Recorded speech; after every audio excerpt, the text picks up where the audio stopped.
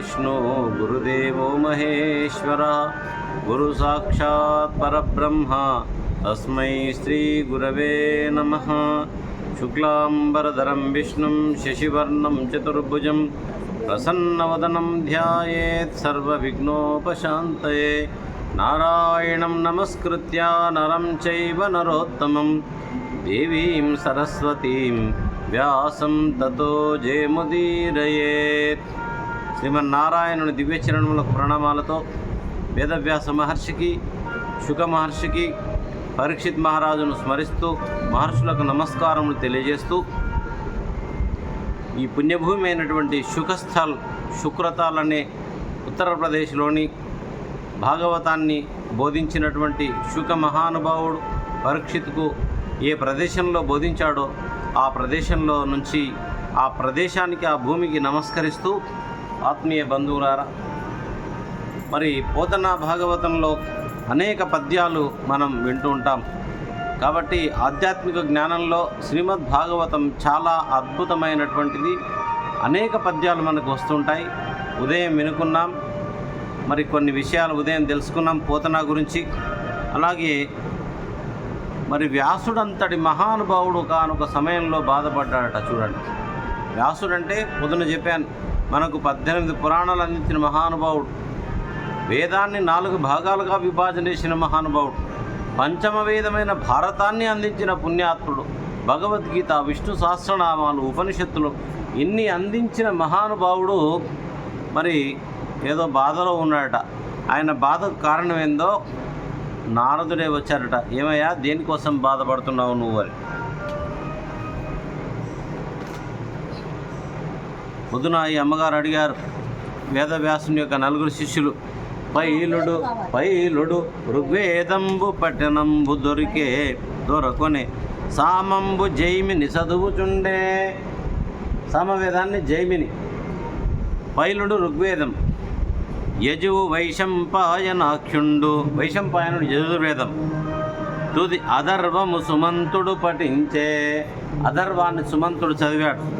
అఖిల పురాణ ఇతిహాసముల్ మా తండ్రి రోమహర్షనుండు నిరూడి దాల్చే, తమ తమ వేదమా తపసులు భాగించి శిష్య సంఘములకు చెప్పిరంతా, శిష్యులెల్లను ఆత్మీయ శిష్యజనుల అంత బహుమార్గతంబులు చెప్పి అనుమతింప, పెక్కు శాఖలు కలిగి ఈ పృథ్వీలోన నిగమము పారె భూసుర నిహనమందు. కాబట్టి తపోధనుడు తమ శిష్యులకు వేరువేరుగా వేదాన్ని విభజన చేసి చెప్పారు.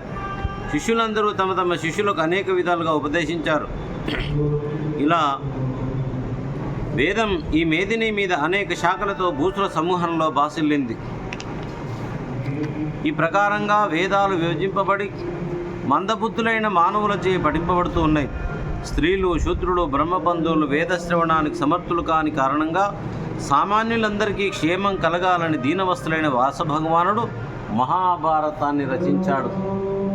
అందరూ చదవడానికి కొన్ని వీలు లేదు కాబట్టి మహాభారతం అందరికీ అనుకూలంగా రచించాడు.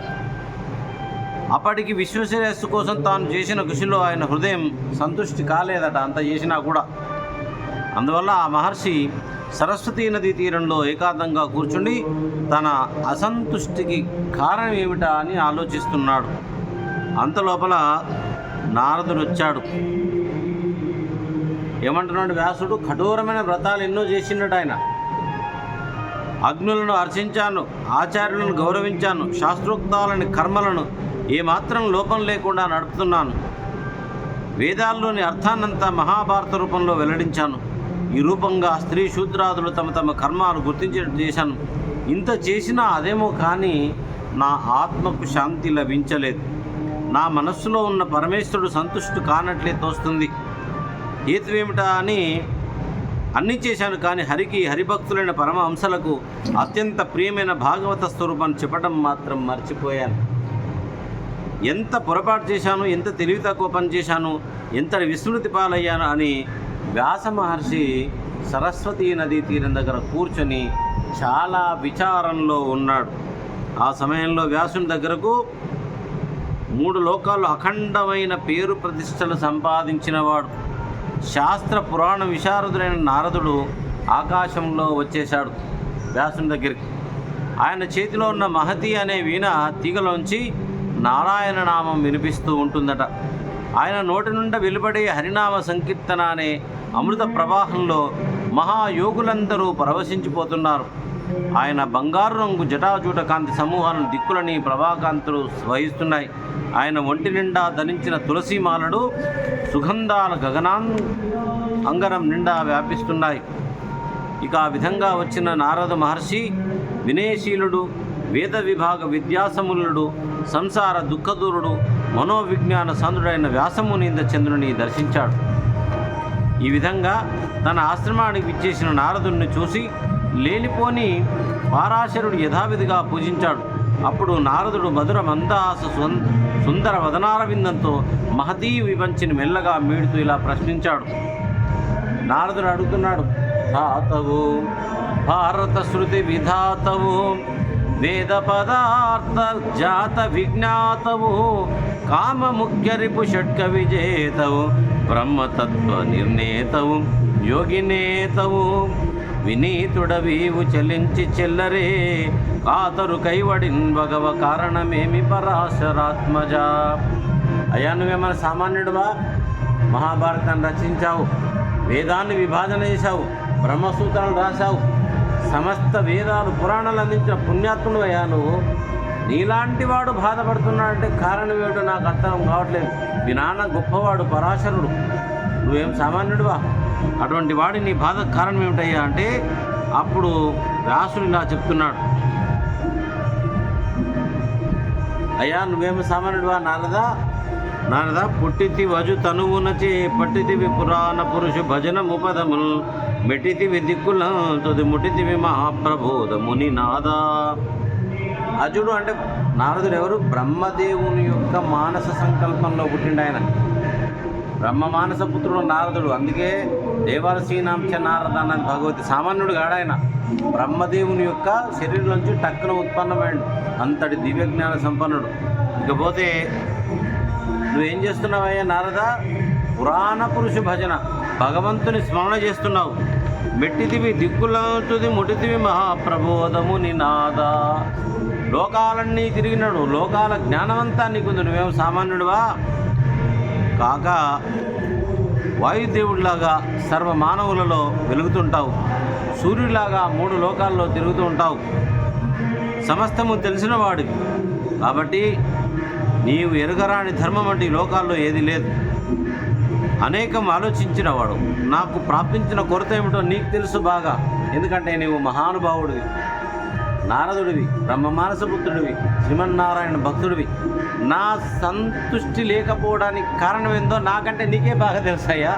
చూడండి, నా అశాంతికి కారణం మీకే తెలుసు మహానుభావ నారద అని చెప్పేటప్పటికీ అప్పుడు నారదుడి ఈ విధంగా అంటున్నాడు. నారదుడు, అంచితమైన ధర్మమయ ధర్మచయమంతయు చెప్పితి వందులోన, ఇంచుకగాని విష్ణు కథలు ఏర్పడజెప్పవు, ధర్మముల్ ప్రశంసించిన మెచ్చునే, గుణ విశేషములు ఎన్నినగాక నీకు, నీ కొంచెము వచ్చుటెల్ల హరి గోరును తింపమి ఆర్య పూజిత.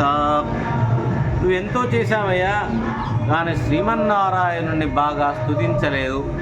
అందుకని ఇంత చేసినా కూడా నీ అశాంతికి కారణము అని చెప్పాడు నారదుడు. ఎన్ని చేసినా భగవంతుని స్థుతి సరిపోలేదు, ఆయనకి అశాంతి వచ్చింది. ఏమంటున్నాడు ఇక్కడ? హరినామస్తుతి సేయు కావ్యము సువర్ణాంబోజ హంసావళి, సురుజిభ్రాజితమైన మానస సరస్ఫూర్తిన్ వెలుంగొందు, శ్రీ హరినామస్తుతి లేని కావ్యము విచిత్రార్వాన్వితం బయ్యు, శ్రీకరమయ్యుండద యోగ్య దుర్మద నదత్కాకోలకర్త కృతిం. అయ్యా, ఎన్ని నువ్వు చేసినా భగవంతుడి యొక్క వర్ణన లేకపోతే అది నిష్ఫలం పో అంటూ ఉన్నాడు. కాబట్టి అపశబ్దంబుల కూడియున్, తప్పు మాట్లాడినా సరే భగవంతుని యొక్క స్తుతి ఉంటే, అపశబ్దంబుల కూడియున్ హరిచరిత్రాలాపముల్ సర్వపాప పరిత్యాగము చేయు. హరిచరిత్రాలాపములు అంటే ఇప్పుడు మనం వినబోతున్నది సమస్త పాపాలన్నీ పోగొడుతున్నట్టు. మనం పొరపాటున ఏదన్నా పాపాలు చేసి ఉంటే, నేనేం చేసిన పాపాలు అనుకోదు. పాలకూర కోస్తే అది చచ్చిపోతుంది, వంకాయ కోస్తే చచ్చిపోతుంది. మాంసం తినను అనద్దు, కూరగాయలు కూడా ప్రాణం ఉంటుంది. కాబట్టి ఏవో తెలిసి నడుస్తుంటే తెలియక నడుస్తుంటే కాళ్ళ కింద కొన్ని క్రిములు చచ్చిపోతాయి. ఈ పాపాలన్నీ ఇది వింటే పోతాయట. కావున హరిన్ భావించున్ వాడుచున్ జపములు చేయుచు వీణులను వినుచు అశ్రాంతంబు కీర్తించుచున్ తపస్సులు సాధులు ధన్యులౌదురు గదా తత్వజ్ఞ చింతింపుమా. ఓ మహర్షి వేదవ్యాస, తప్పులే ఉండొచ్చు, ఒప్పులే ఉండొచ్చు, కానీ భగవంతుడి యొక్క నామస్తుతి, భగవంతుడి యొక్క కథా శ్రవణం వల్ల మానవుడు అన్ని పాపాల నుంచి బయటపడతాడు. కాబట్టి నువ్వు ఆ పని చేయనందుకు నీకు అశాంతిగా ఉంది, నువ్వు ఆ పని చేయి, ఇక భగవంతుని యొక్క నామస్తుతి చేయి అన్నాడు. ఈ విధంగా ఆయన చెప్పేటప్పటికీ ఎవరైతే తన కుల ధర్మమున్ విడిచి దానవ వైరి పదారవిందముల్ పనిపడి సేవ చేసి పరిపాకమునందక ఎవ్వడేని సచ్చిన మరు మేననైనది సిద్ధి వహించుదీయ సేవ పాసిన కుల ధర్మ గౌరవం సిద్ధి వహించునయ్యన్ని మేనులను. ఏ కులంలో పుడితే ఏమున్నాయి బాబు, ఆ భగవంతుడి యొక్క నామస్తుతి చేసిన వాడే ధన్యాత్ముడు. అది చేయకపోతే ఎంత ఉన్నత కులంలో జన్మించినా కూడా లాభం లేదు అని చెబుతూ ఉన్నాడు. అందువల్ల శ్రీహరి చరణ సేవాపరాయణుడు కావడానికి ప్రయత్నం చేయడం మంచిది. కాలానుసారంగా కష్టసుఖాలు సంప్రాప్తించినా శ్రీహరి సేవను విడిచిపెట్టడం తగిన పని కాదు. ఆ హరిసేవ వల్ల బ్రహ్మలోకం నుండి స్థావర లోకం పర్యంతం పరిభ్రమిస్తున్న మానవులకు 100 శక్యం కాని ఆనందం ఏదైతే కలదో అది తప్పకుండా సిద్ధిస్తుంది. ఏ బ్రహ్మానంద రసం ఉందో భగవంతుడి నారాయణుడి సేవ వల్ల అది లభిస్తుంది అంటున్నాడు. శ్రీహరి సేవ పరాయణుడైన వాడు నీచ జన్మం పొందినప్పటికీ సంసార బంధాల్లో చిక్కుకోడు. ఏ కులంలో జన్మించినా విష్ణు భక్తి ఉంటే వాడు ఎక్కడ బంధాల్లో చిక్కుకోడు అంటున్నాడు. అన్నమయ్య రాసిన పాట ఉంది ఒకటి, ఏ కులజుడైతేనేమి ఎవడైననేమి అక్కడ అతడే హరి నెరిగినవాడు. ఏ కులజుడైతేనేమి, భగవంతుడికి ఏంటి కులము, మతము, జాతి? భగవంతుడి పాదాల మీద మనసున్నవాడే ధన్యాత్ముడు అని చెప్తున్నాడు ఇక్కడ కూడా వ్యాసుడు. ఆ విధంగా పూర్వజన్మ సంస్కారం వల్ల భక్తిరస పరవశుడై హరిచరణ స్మరణం విడిచిపెట్టకుండా సాగిస్తూనే ఉంటాడు. కాబట్టి భగవంతుని మీద భక్తి ఉంటే తప్ప ఇంత దూరం రాలేం. భగవంతుని మీద అనేక జన్మల పుణ్యం భక్తి మనకుంటే భాగవతాన్ని వినగలుగుతాం. ఒక్క జన్మలో భక్తి సరిపోదండి బాబు. కాబట్టి ఏమంటున్నాడు, విష్ణుండు విశ్వంబు విష్ణుని కంటెను వేరేమీను లేదు విశ్వమునకు. చరాచర జగత్తంతా విశ్వమంతా విష్ణుమయం. అందుకే భగవంతుని నామాల్లో మొట్టమొదట విశ్వస్మై నమః. మనమంతా విశ్వంలోనే ఉన్నాం, మనం లేకుండా విశ్వం లేదు. విశ్వమంతా భగవంతుని స్వరూపమైనప్పుడు మనం కూడా ఆయన యొక్క స్వరూపాలమే అవుతాం. అందుకే విష్ణుని కంటెను వేరేమీను లేదు. ఆయన మన హృదయంలో ఉన్నాడు. ఆయన మన హృదయంలో ఉంటే మనం జీవులం. ఆయన మన హృదయంలో లేకపోతే శవాలం. శవాన్ని ఎవరైనా ముట్టుకుంటారా? దగ్గర రాణిస్తారా? ఇంట్లో కూర్చుని పెడతారా? ఆ ఇంటికి రాజు ఆయన. చచ్చిన వెంటనే తీసి దాన్ని బయటేయాలి, అంతే కదా. శవం అది అయిపోయింది, దాని పని చెత్త అది. ఆయన మనలో ఉంటే కూర్చోండి రండి అని మాట్లాడతాం అది. కాబట్టి అభివృద్ధి లయముల పరమేశు చేయగు నీ వెరుంగుదుగాదే. నీ ముఖమున నెరింగింపబడ్డది ఏకదేశమున నీ భువన భద్రమునకై పుట్టినట్టి హరికళాజాతుండవని విచారింపుము. రమణతో హరిపరాక్రములెల్ల వినుతి సేయువీవు వినికియు చదువును. దానమతుల నయము దపము ధృతియు కలిమికెల్ల ఫలముగాదే. పుణ్యశ్లోకు కమలనాభు పొగడగలిగినేని. అసలు వ్యాస, నువ్వు దేనికోసం జన్మించినవయ్యా? నీ వచ్చిన కారణం ఏంది? నువ్వు భగవంతుడు స్తుతి చేయడానికి వచ్చినావు, అందుకని మర్చిపోయినావు కాబట్టి నీకు అశాంతి ఉంది. కాబట్టి నేనేం చెప్తున్నా, నువ్వు మర్చిపోయిన ఏ పని అయితే ఉందో ఆ భగవంతుడి యొక్క నారాయణుని యొక్క స్మరణకు సంబంధించినటువంటి రచన చేసి నీకు ఈ అశాంతి పోతుంది అన్నాడు. నీ కారణమే అది, నువ్వు పుట్టడానికి కారణమే అది అన్నాడు. భగవంతుని యొక్క స్మరణ చేయడానికి వచ్చిన పుణ్యాత్ముడు ఆయన. మరి మన సంగతి ఏంటి? తినాలి, పండుకోవాలి, సంపాదించుకోవాలి, తిరగాలి, అంతే. భగవంతుడి స్మరణ ఉందా? మానవుల పని, మన పని ఏమైందంటే తినాలి, తిరగాలి, అంతే. మన బతికే ఆగమైపోయింది ఇప్పటి వరకు. కనీసం ఇప్పటి నుంచి అయినా దేవుని చింతించు దినము దినము అన్నది భాగవతంలో. నిజమైన రోజు ఏది మన జీవితంలో? భగవంతుని గురించి ఏ రోజు మనం ఆలోచన చేస్తామో అదే నిజమైన జీవితం అన్నాడు, అదే నిజమైన రోజు అన్నాడు. పెళ్ళిళ్ళు చేసేటప్పుడు మంత్రాలు చదువుతాం. సావధాన సుముహూర్తే సావధాన శుభలగ్నే సావధాన, పెళ్ళిళ్ళకు చదువుతాం కదా. తదేవ లగ్నం సుదినం తదేవ తారాబలం చంద్రబలం తదేవ లక్ష్మీపతే అంగ్రియుగం స్మరామి విద్యాబలం దైవబలం తదే. మంచి క్షణం అదే, మంచి రోజు అదే, మంచి ముహూర్తం అదే. ఏది? ఏ క్షణంలో నీవు భగవన్నారాయణుని స్మరణ చేస్తావు అదే మంచి ముహూర్తం. సావధాన, శ్రద్ధగా విను. ఎవరు? శ్రీ లక్ష్మీనారాయణ చరణ కమల చింతన సావధాన అని అయ్యగారు పలుకుతుంటే వీళ్ళేమో అక్షంతలు తీసుకొని పోయి ఎప్పుడు వేద్దామా, ఎప్పుడు చిప్పలు పట్టుకుందామా, ఎప్పుడు తినిపోదామా. పెళ్ళి అంటేనే భగవంతుని స్మరణకు సంబంధించింది. అరే భగవంతుని వదిలేసి ఇప్పుడు ఏం సినిమాలు, ఏమో ఆ షూటింగ్లు ఏంటో, ఆ కౌగిలింతలేంటో, పెళ్లి పిల్లగాడు ప్రీ వెడ్డింగ్ అని ఆ అమ్మగారు ఆ గడ్డాలన్నీ పెంచుకొని ఈ అయ్యగారులకు నమస్కారం పెట్టి చెప్తున్న అయ్యగారులు గడ్డం ఉన్న పెళ్లి పిల్లానికి లగ్గం చేద్దాంట. నేను పెళ్లి సవరం అన్ని 2 రోజుల ముందు చేసేవాళ్ళు మన వాళ్ళు, ఇప్పుడు అది వదిలేశారు. అటువంటిది ఇప్పుడు ఈ మాసిపోయిన గడ్డంతో ఆ అందమైన అమ్మాయిని ఏం లాభం? అట్లా గడ్డం పెట్టుకొని పెళ్లిళ్ళు చేసుకుంటే. జై శ్రీమన్నారాయణ అన్నాడు ఒకసారి. సమాజంలో అనేక మార్పులు రావాలి, మార్పులు అనేది రావాలి. ఎవడో గుర్తుపడతలేము, వీడు తురుకోడా, వీడు ముస్లిమా, హిందువా అనేది కూడా తెలుస్తలేదు ఆ గడ్డాల ద్వారా. గడ్డమే జీవన పరమావధ. ఏమయ్యా మీ గడ్డం పెంచుకుంటుంటే మీరు అంత పెద్ద తపస్సులా, అంత పెద్ద సాధు సంపన్నులా, అంత యోగీశ్వరులా, గంగానది ఒడ్డున కూర్చొని భర్తుహరిలాగా శివుని ధ్యానం చేస్తున్నారా?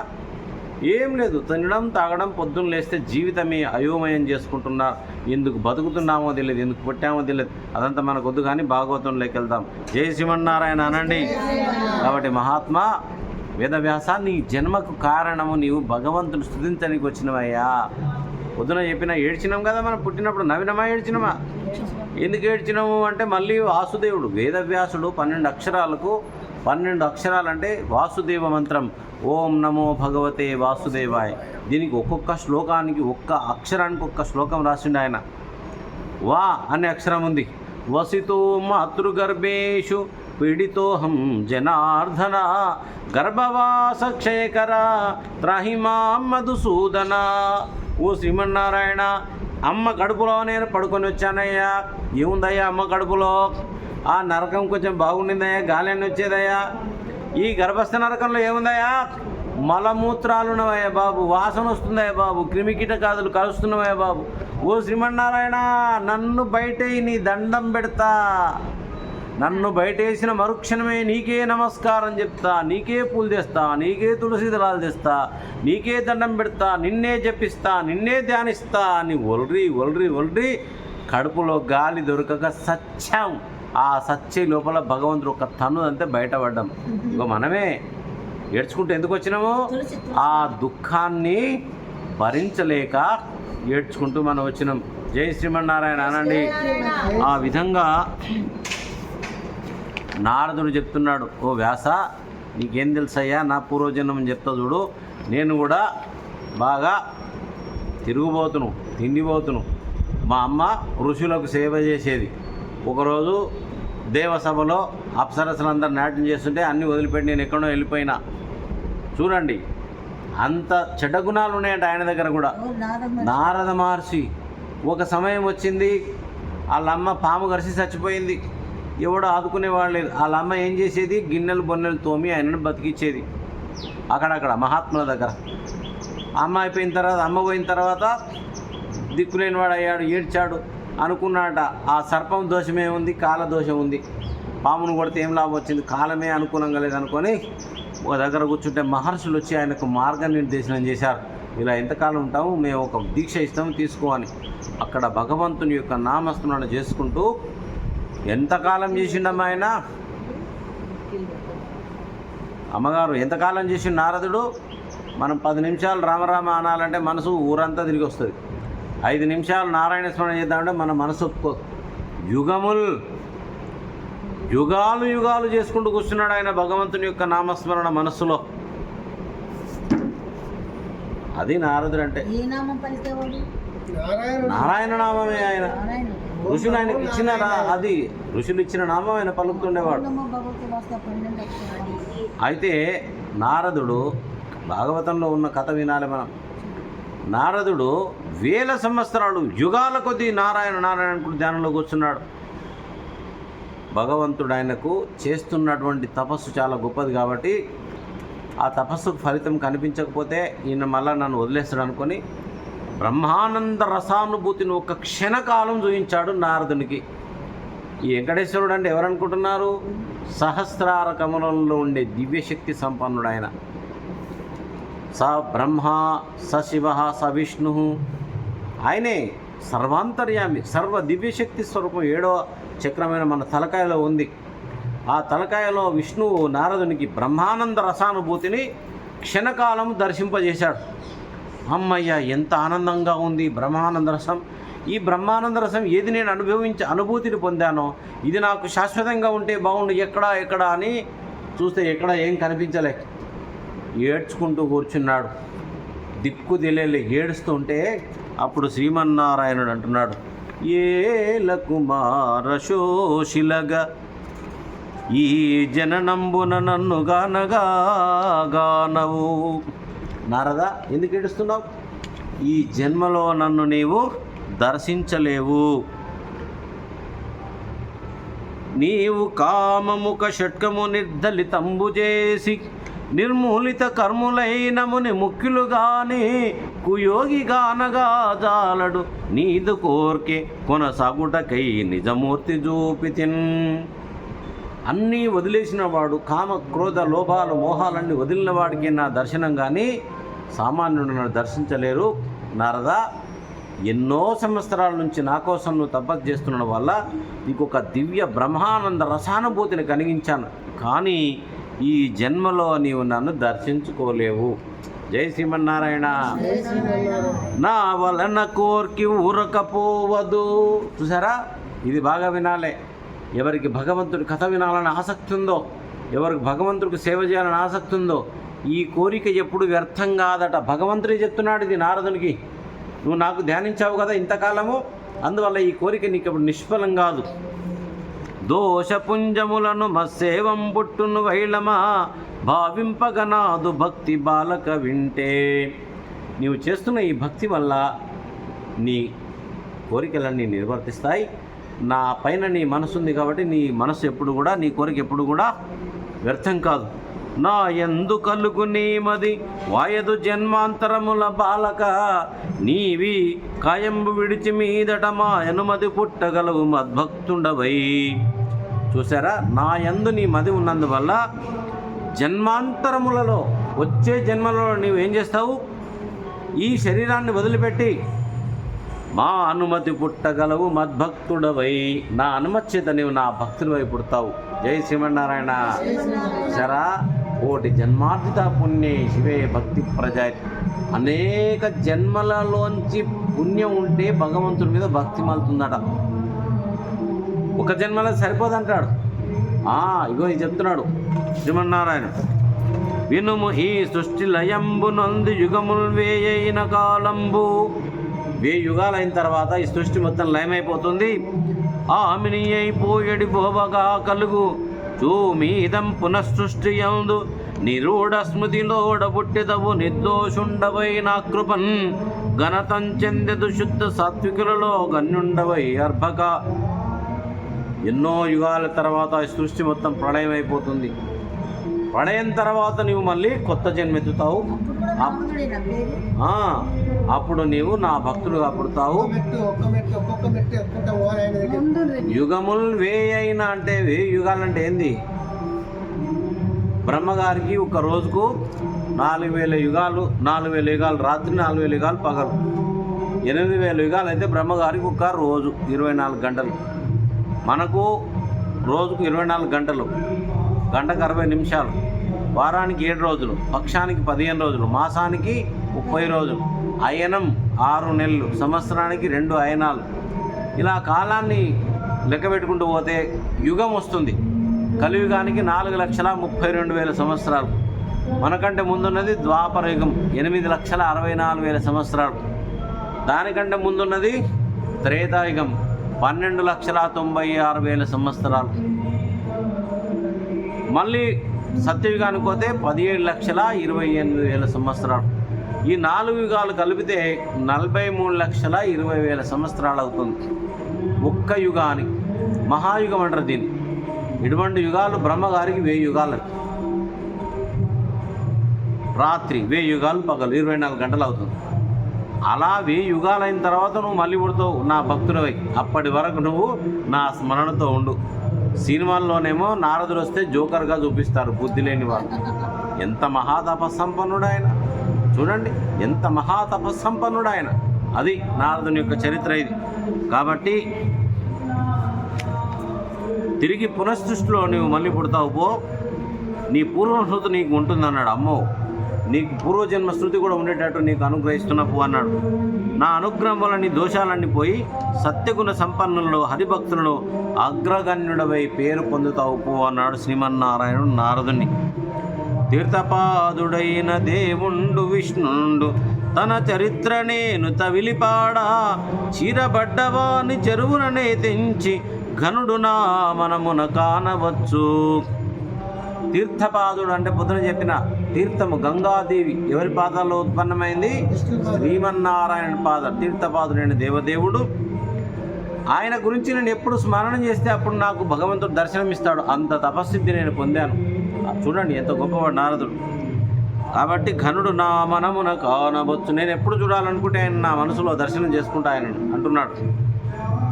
వినుమి సంసారంబను వననిధిలో, వననిధి అడవిలో, సంసారం అనే అడవిలో, మనమంతా సంసారం అనే అడవిలో ఉన్నాం కదా.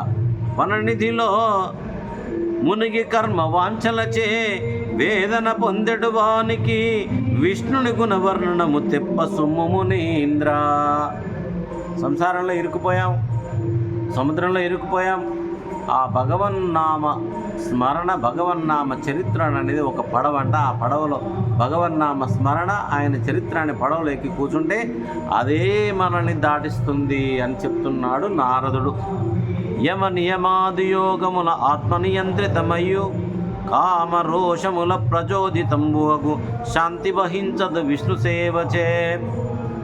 ఇవాళ పట్ల మన పతంజలి రామ్దేవ్ బాబా ప్రాణం యోగం చేస్తుంటాడు కదా. అంతర్ముఖం, లోపలికి బయటికి, గాలిని, రేచకము, పూరకము, కుంభకం, ఇవన్నీ వల్ల కూడా మనసు శాంతి చెందదంటున్నాడు. ఎవరు? నారదుడు. యమ నియమాలు అవి కావంటున్నాడు. ఏ విధంగా? విష్ణు సేవచే. ఒక్క విష్ణు సేవ అంటే ఒక్క తులసి దళం శ్రీమన్నారాయణ పెడితే చాలట, మనిషికి శాంతి లభిస్తుందట మనసుకు. అందుకని క్రమమున శాంతికై కొనిన కైవడినాదు శరీర జన్మ కర్మముల రహస్యమెల్లము నిమండన చెప్పిది నీవు కోరినన్. ఇక నా జీవితం చెప్పిన కదా, ఎన్నో కర్మల్లో మునిగాను, తేలాను, పోయినా అక్కడ ఇక్కడ అయిపోయింది. 1000 యుగాల ధ్యానం వల్ల నేను ఇవల్ల భగవంతుణ్ణి క్షణక్షణం దర్శించగలుగుతున్నాను.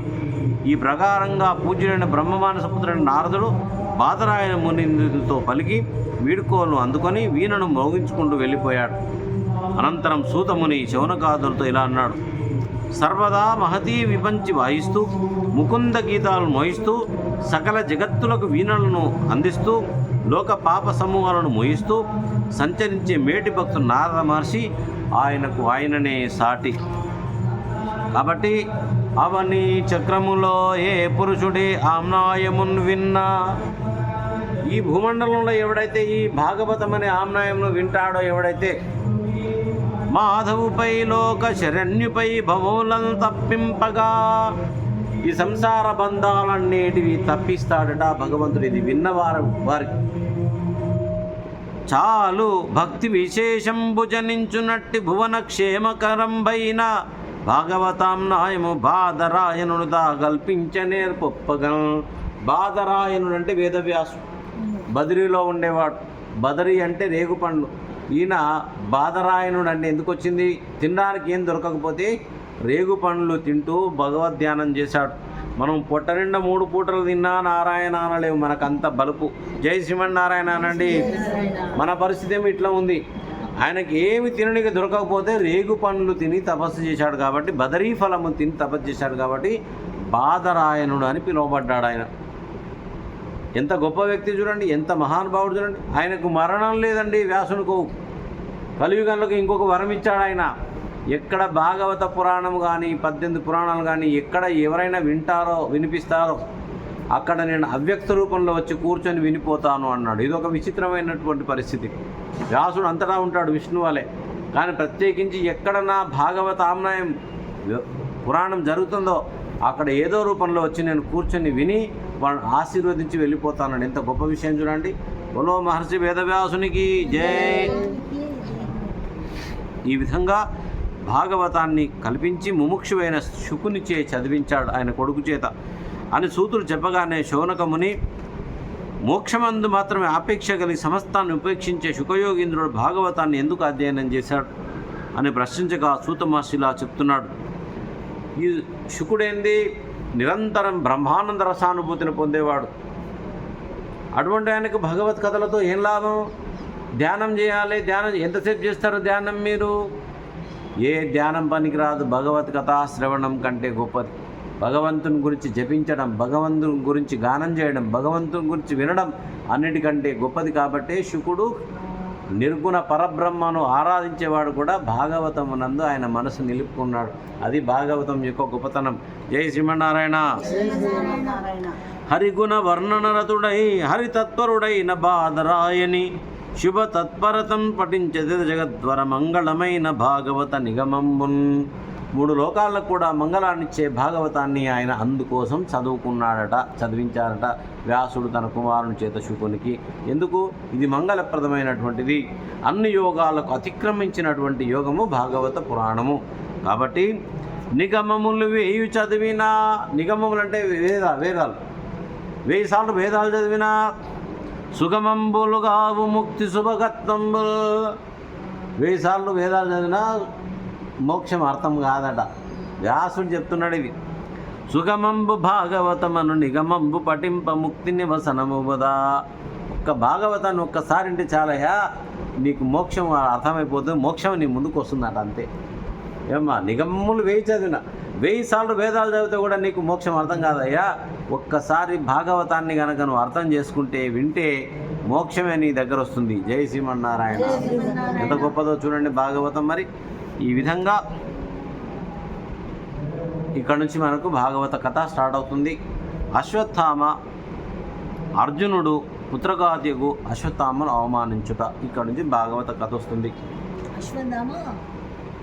అర్జునుడు అశ్వత్థామను అవమానిస్తాడు. ఏమంటున్నాడు ఇక్కడ? అర్జునుడు పుత్రఘాతికు అశ్వత్థామను అవమానించుట. అశ్వత్థామ భారతంలో చాలా గొప్ప పదవి. ఈయన కూడా ఏ గోత్రం అశ్వత్థామది తెలుసా నీకు? భరద్వాజ గోత్రం. ఆయన తండ్రి ద్రోణుడు, ద్రోణాచార్యుడు తండ్రి భరద్వాజుడు. నేను బొద్దుగాలు చెప్పినా గుర్తుపెట్టుకోవాలి. ప్రతి అణువులో చాలా వాల్యుబుల్ మెటీరియల్స్ ఉంటాయి. భరద్వాజుడు చాలా గొప్ప మహానుభావుడు. ఆయన పుత్రుడు ద్రోణాచార్యుడు, ఆయన పుత్రుడు అశ్వత్థామ. చూడండి, ఈ భారతంలో అశ్వత్థామకు చావు లేదు. వీడు గొప్ప శివభక్తుడు. ఈ మహానుభావుడు మృత్యువు లేదు ఆయన. కాబట్టి ఆయన మహాభారతం అంతా అయిపోయిన ఆయన చావలే. అందరు చచ్చారు కానీ ఆయన చావలే. ఎవరు? దుర్యోధనుడు తొడలు విరిగాడు, నేల మీద పడ్డాడు. అక్కడ కృపాచార్యుడు, అశ్వత్థామ, కృతవర్మ ముగ్గురు మిగిలారు. ఈ కృపాచార్యుడు ఎవరు? ఈయన కూడా ద్రోణాచార్యుని యొక్క బావమరిది. ఈయనకు కూడా మృత్యువు లేదట. ఈయన గొప్ప శివభక్తుడే. ఇదొక విచిత్రమైన పరిస్థితి. కాబట్టి ముగ్గురే బతికారు. అశ్వత్థామకు మృత్యువు లేదు, కృపాచార్యునికి మృత్యువు లేదు. కృతవర్మ శ్రీకృష్ణుని వంశం వాడు. శ్రీకృష్ణుడి నుంచి కౌరవుల పక్షాన యుద్ధం చేసిండు. యుద్ధం అయ్యే ముందు ఏం చెప్పారు శ్రీకృష్ణుడు దుర్యోధనుడికి? నేను ఒక్కరిని ఒకవైపు, నా సైన్యం అంతా ఒకవైపు అన్నాడు. కాబట్టి శ్రీకృష్ణుడు సైన్యం అంతా దుర్యోధనుని దిక్కు కొట్లాడుతుంది కౌరవుల వైపుగా. యుద్ధం స్టార్ట్ చేసే ముందు ఏం చేశారంటే, ఎవరైనా పాండవుల వైపు ఉన్న వాళ్ళు కౌరవుల వైపు వెళ్ళాలనుకుంటే వెళ్ళవచ్చు, ఎవరైనా కౌరవుల వైపు ఉన్న వాళ్ళు రావాలనుకుంటే మా వైపుకు రావచ్చు అన్నారు. అప్పుడు కొంతమంది అటు ఇటు అయ్యారు. అందులో సాత్యకి ఒకడు అక్కడి నుంచి ఇక్కడ వచ్చాడు. అర్జునుని ప్రియమిత్రుడు, శిష్యుడు కూడా. కానీ కృతవర్మ రాలేదు. ఎక్కడైతే ఉంది ఇక మా కృష్ణుడే చెప్పింది కదా యుద్ధం చేయమని అక్కడే ఉన్నాడు. కాబట్టి వీడొక్కడు చాలా గొప్ప యోధుడు, ఇతను బతికాడమ్మో. కౌరవుల సైన్యంలో బతికినవాడు లాస్ట్కు ముగ్గురే: అశ్వత్థామ, కృతవర్మ, కృపాచార్యుడు. కృపాచార్యుడు ద్రోణాచార్యుని బావమరిది, అశ్వత్థామ ద్రోణాచార్యుని యొక్క కొడుకు. ఇది భరద్వాజ వంశంలో చెప్పు. అశ్వత్థామ చివరికి తొడలు విరిగి దుర్యోధనుడు నేల మీద పడ్డాడు. అశ్వత్థామ వెళ్ళాడు. దుర్యోధనుడు అంటున్నాడు, ఆమా అయ్యా ఆమె అయ్యా ఏమంటారు సత్యమంది గదే కదా, నారాయణ శివ అని ఏ పుణ్యాత్మలో స్మరిస్తారు. అది రాదు. అమ్మ అయ్యా సత్యాంధ్ర బాబు అంటే చస్తాడు, ఇంకేముంటుంది. అది రావాలా, భగవంతుని నామస్మరణ రా. ఆ దుర్యోధనుడు పోతూ అశ్వత్థామ వెళ్ళాడు. అక్కడ వెళ్ళి, దుర్యోధన ఎవ్వరూ నీకు సహాయం చేయలేకపోయారయ్యా, ఇంత గొప్పవాడి నువ్వు, కానీ నేను నీకు సహాయం చేస్తాను. నన్ను నీ 18వ రోజు యుద్ధం అయిపోయింది. ద్రోణాచార్యుడు అందరు పోయారు, కర్ణుడు పోయారు, అందరూ అయిపోయారు. 18వ రోజు నాడు యుద్ధం కూడా ముగిసింది అనుకున్నారు. ఎందుకంటే దుర్యోధనుడు నేల మీద పడ్డాడు కాబట్టి, అయిపోయింది కాబట్టి. ఇక సచ్చిండు వాడు ఎట్లా చేస్తాడు. భీమసేన ఇక తన్నకు వాడిని వదిలిపించిండు కృష్ణుడు. వీడు ఇంకా కొనపానంతో ఉన్నాడు, సచ్చేది ఉంది కదా, దస్తాడు కొద్దిసేపు అయితే. అశ్వత్థామ వచ్చేటప్పటికి నన్ను యుద్ధ సైన్యాధ్యక్షునిగా చేయి, నేను వాళ్ళని జయిస్తా అన్నాడు. ధర్మక్షేత్రే కురుక్షేత్ర అన్నాం. కురుక్షేత్రంలో ధర్మ యుద్ధంగా చేయాలి. రాత్రిపూట యుద్ధం చేయొద్దు. ఒక్కడనే కొట్టాలి. గుర్రం మీద ఉంటే గుర్రం మీద కొట్టాలి, ఏనుగు మీద ఉంటే ఏనుగు మీద ఉన్నోడు కొట్టాలి, కత్తి ఉన్నోడు కత్తి పట్టుకున్నోడు కొట్టాలి, బాణం ఉంటే బాణం ఉన్నోడు కొట్టాలి. ఇది ధర్మక్షేత్రే. ధర్మ యుద్ధం చేద్దాం అనుకొని ఒడంబడిక చేసుకున్నారు. కానీ దిక్కులేని చావులు తెచ్చే వరకు కౌరవులకి కోపం వచ్చేసింది. చాలామంది వస్తున్నారు అక్కడ. ఇక కోపం వచ్చేసింది. అభిమన్యుని చంపేటప్పుడు 10 మంది పెద్ద పెద్ద యోధులు కలిపి చంపారు. ఒక్కడిని ఎంతమంది కొట్టాలమ్మా? ఒక్కడు కొట్టాలి కదా పుణ్యవతి గారు, ఒక్కడిని ఎంతమంది కొట్టాలి? ఒకటే కొట్టాలనుకున్నాం కదా, మరి ఎంతమంది కొట్టారు? 10 మంది కొట్టి చంపారు. సమరం ఏమైపోయింది? సంకుల సమరం అయింది. ఎవడు ఎవరిని కొడుతున్నాడో తెలియలే, అట్లా అయిపోయింది. కాబట్టి ఈ అశ్వత్థామ సాయంత్రం అయిపోయింది, ఈ టైంలో పోయిండు, సైన్యాధిపతిగా అభిషేకించబడ్డాడు. రాత్రిపూట యుద్ధానికి దిగాడు. రాత్రిపూట యుద్ధం చేయొద్దు అనుకున్నాం మొదట, కానీ రాత్రిపూట యుద్ధానికి దిగాడు. ఎందుకంటే అందరూ పోయింది, గట్టైనా చంపాలనుకుంది. గొప్ప శివభక్తుడు, శివుణ్ణి ఆరాధించాడు. చేతుల ఖడ్గమై ఇచ్చినట శివుడు. అగ్నిలో దూకాడు అశ్వత్థామ శివుణ్ణి ధ్యానించుకుంటూ. శివుడు అగ్నిని చల్లగా చేసి ఏం కావాలో కోరుకో అన్నాడు. శివయ్య వరం ఇస్తావా? ఇస్తా, కోరుకో, నీ తపస్సుకు మెచ్చాను కదా, నీకు చావులేదు కాబట్టి. ఈరోజు నా చేతిలో ఖడ్గమైపో, ఎవడి మీద వేసినా వాడు బతుకొద్దిగా అంతే. బలా శంకర మహారాజ్కి. ఈ శివుడి దగ్గర లేదు కాదు కూడదు అనేది ఉండదు, ఏది అడిగితే అది ఇస్తాడు ఆయన. అశ్వత్థామ చేతిలో ఖడ్గమైపోయిండు. పండుకున్న వాళ్ళని ఇష్టం వచ్చినట్టు చంపేసిండు. ద్రౌపది యొక్క 5 కుమారులను చంపేశాడు. దృష్టద్యుమ్నుడు ద్రౌపది యొక్క సోదరుడు, పాండవుల సైన్యాధ్యక్షుడు ఒక్కడే ఉన్నాడు చివరి వరకు. కానీ కౌరవుల సైన్యాధ్యక్షుడు మొట్టమొదట భీష్ముడు ఉన్నాడు. భీష్ముని తర్వాత ద్రోణుడు వచ్చాడు. ద్రోణుని తర్వాత కర్ణుడు వచ్చాడు. కర్ణుడి తర్వాత శల్యుడు వచ్చాడు. శల్యుని తర్వాత అశ్వత్థామ వచ్చాడు. ఇంతమంది మారుతూ వచ్చారు. ఈ దృష్టద్యుమ్నుడు కూడా అగ్నిలోంచి పుడతాడు. ద్రోణాచార్యుని చంపడానికే పుట్టినవాడు. గురువుకి తెలుసు వీడి చేతలు నేను చేస్తానని, కానీ వీనికి విద్యలు చెప్పొద్దు అనుకున్నాడు. కానీ సరే సత్యదుడు చేస్తాను, నేను గురువును కాబట్టి, వాడు బ్రాహ్మణుడు కాబట్టి, వానికి విద్యను నేను నేర్పాలి కాబట్టి, క్షత్రియుడు కాబట్టి నేర్పాలనుకుని నేర్పాడు. కానీ ఆ దుశ్శబ్దుని చేతిలోనే ద్రోణాచార్యుడు హతమైపోయాడు.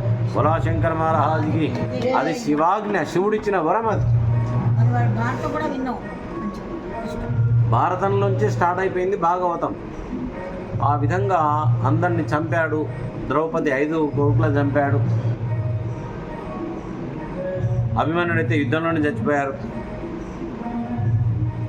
ద్రౌపది వచ్చింది, అర్జునుడిని వేడుకుంది. ఏమి యుద్ధం అంతా అయిపోయింది అనుకుంటే, నా 5 కుమారులను చంపేస్తే ఇంకా నా బతికేందుకు, వాడిని ఎట్లయినా పట్టుకరండి, చంపండి అని అశ్వత్థామ వాడిని పట్టుకొచ్చారు.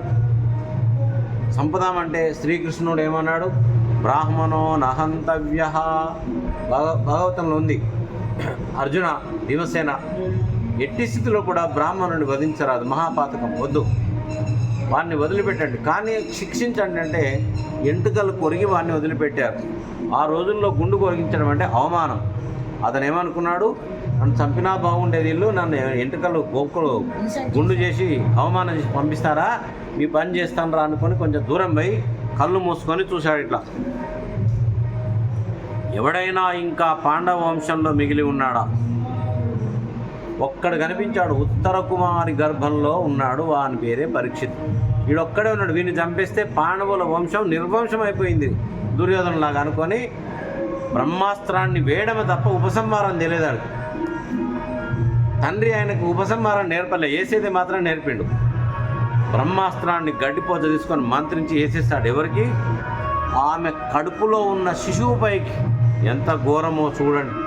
ఆ బ్రహ్మాస్త్రం వచ్చి ఆ ఉత్తర కుమారుని గర్భంలో పడుతుంటే ఒకటే మొత్తుకున్నది, శ్రీకృష్ణ శ్రీకృష్ణ నన్ను కాపాడు, నన్ను కాపాడు, నన్ను ఏదో అస్త్రం వేధిస్తుంది, నా కడుపులో ఉన్న బిడ్డను చంపుతుంది అనేటప్పటికీ ఆ అమ్మాయి వెళ్ళి కృష్ణుని గట్టిగా పట్టుకున్నది కాళ్ళ మీద.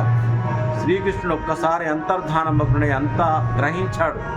వెంటనే ఒక నారాయణ కవచమై వైష్ణవ తేజమై ఆమె గర్భంలో ఉన్న శిశువునికి ఒక తేజస్సు చేత ఆ బ్రహ్మాస్త్రము చేత ప్రాణభిక్ష పెట్టాడు. సావనీయలే గోపాలకృష్ణ మహారాజుకి. అందుకే మన భద్రాచల రామదాసు ద్రౌని బాణజ్వాల తాకిన బాలునికి ప్రాణమిచ్చిన జగత్ ప్రాణరక్షకుడు ఏడనున్నాడు, భద్రాద్రి రాముడు ఈడనున్నాడు. పంచాలి సభలోన భంగమొందిన నాడు వంచన లేకనే వలువలిచ్చిన వాడు ఈడనున్నాడు. కనిపిస్తున్నాడు ఆ కృష్ణుడు? ఎక్కడైనా కనిపించడు, కానీ అంతటా ఉంటాడు. ద్రౌపది వస్త్రాలు గుంజుతున్నారు, కనిపిస్తలేదు. అక్షయంగా వస్త్రాలు మాత్రం వస్తున్నాయి. అందరూ ఆశ్చర్యానికి గురయ్యారు. ఎవడు పంపుతున్నాడు ఈ చీరలు? వేల కొలది చీరలు. భంగ పొందిన నాడు పంచాలి సభలోన వంచన లేకనే వలువలిచ్చిన వాడు ఏడనున్నాడు. నాడు గజేంద్రుని ఇడు బాపిన సామి. గజేంద్రుని కనిపిస్తున్నాడా? లేదు. వచ్చాడు, సుదర్శన చక్రం వేశాడు, ఆ గజేంద్రుని కాపాడాడు. ఏమ్మా? కాబట్టి ఆ భగవంతుడు కనిపించడు, కానీ భక్తుల్ని ఆదుకుంటాడు. ఆ విధంగా ఆ ద్రౌని బాణజ్వాల అశ్వత్థామ వేసిన బాణాల నుంచి కనిపిస్తలేడు ఎక్కడ, కానీ ఆమెను కాపాడాడు. ఆ పిల్లవాడిని పునర్జన్మనిచ్చాడు. ఈ విధంగా మనకు ఇక ఆ అశ్వత్థామను చంపదామనుకుంటే క్షమించి వదిలేశారు. బ్రహ్మ అస్త్రము వేశాడు, కానీ ఉపశమనకు రాలేదు. శ్రీకృష్ణుడు దాన్ని శాంతింపజేశారు. ఆ తర్వాత శ్రీకృష్ణునికి బాగా కోపం వచ్చింది. ఓరి మూర్ఖుడా, బ్రాహ్మణ జన్మనెత్తి ఉపసంహారం తినని బ్రహ్మాస్త్రం వేస్తావా? నా మాటకు తిరుగు లేనిది, అయినా నా మాటకు వినకుండా నువ్వు వేశావు. 1000 సంవత్సరాలు కలియుగంలో నీవు శరీరం అంతా మాంసము రక్తమై దుర్వాసన చేత నేను చస్తే బాగుండు అనుకుంటూ తిరుగుతావు పో అన్నాడు. అందుకని అశ్వత్థామకు చావు లేదు, కానీ క్షణం అటు ఇటు తిరుగుతూ బ్రతుకు జీవుడా అంటూ తన శరీరంతో కంపు వాసన చేత ఇప్పటికీ అక్కడక్కడ తిరుగుతూ ఉంటాడు. ఎక్కడో ఒక శివాలయం దగ్గర కూర్చొని ప్రతి నిత్యం ఒక రాత్రిపూట శివారాధన చేస్తూ ఇప్పటికీ కాలం గడుపుతూ ఉన్నాట ఎక్కడో ఆ మహానుభావుడు అని శాస్త్రం చెప్తుంది. ఆ విధంగా అశ్వత్థామను శిక్షించారు శ్రీకృష్ణ భగవాను శాపం ద్వారా. ఆ తదనంతరము పాండవులు హస్తినాపురంలో ఉన్నారు. కౌరవులు అయితే అందరూ అయిపోయారు. కానీ శ్రీకృష్ణ భగవానుడి దగ్గరికి కుంతీదేవి వచ్చింది. వచ్చి శ్రీకృష్ణ యదుభూషణ నరసక శృంగార రత్నాకర అని శ్రీకృష్ణుణ్ణి అద్భుతంగా వర్ణిస్తుంది ఈ మహాతల్లి కుంతీదేవి. శ్రీకృష్ణుని స్తుతించుట అనేది భాగవతంలో ఉంది. ఏమంటుంది ఆమె? చదువు రాదంటే ఎక్కువ ఆమెకు, శ్లోకాలు రావట ఎక్కువ ఆమెకు, కానీ ఒకే శ్లోకంతో ఆ కృష్ణ పరమాత్మని ధ్యానం చేసినప్పుడు పుణ్యాత్మురాలు ఆమె.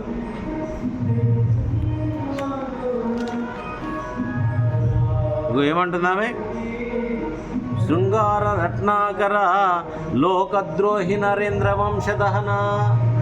లోకంలో ద్రోహులు ఎంతోమంది ఉన్నారు. వాళ్ళ వంశాలని సర్వనాశనం చేసిన కృష్ణావతారంలో ఎంతమందిని చెప్పినా ఎవరు రాజ్యం తీసుకోలే ఆయన. విచిత్రం ఏంటంటే శిశుపాలుని చంపి ఆ రాజ్యం ఆయన కొడుకుకి ఇచ్చేశారు. జరాసంధుని చంపి ఆ రాజ్యం ఆయన కొడుకుకి ఇచ్చారు. కంసుని చంపి ఆ రాజ్యం ఆయన తండ్రికి ఇచ్చేశాడు. శ్రీకృష్ణుని జీవిత చరిత్రలో ఎవడి రాజ్యము ఆయన ఆక్రమించలే, కానీ ఎంతోమంది దురాత్మల్ని మాత్రం అంతమందించాడు. గోపాలకృష్ణ మహారాజుకి. లోకేశ్వర, లోకాలన్నింటికి ఈశ్వరుడైనటువంటి వాడు. దేవతానీక బ్రాహ్మణ గోగణార్తి హరణ, దేవతలను రక్షించేవాడా, బ్రాహ్మణుని రక్షించేవాడా, ఆపదలో ఉంటే గోవుల్ని రక్షించేవాడా, ఆర్తిహరణ, బ్రాహ్మణుల్ని గోవుల్ని రక్షించేవాడు ఎవడయ్యా అంటే భగవంతుడేనట. నిర్వాణ సంధాయిక, మోక్షాన్ని ఇచ్చేవాడా, నీకు మృక్కెద దుంపవే భవలతల్ నిత్యానుకంపానిది. భవలతల్ అంటే సంసారం అనే సాగరంలో, సంసారం అనే తీగల్లో, సంసారం అనే తాళ్ళతో నేను కట్టబడిపోయాను.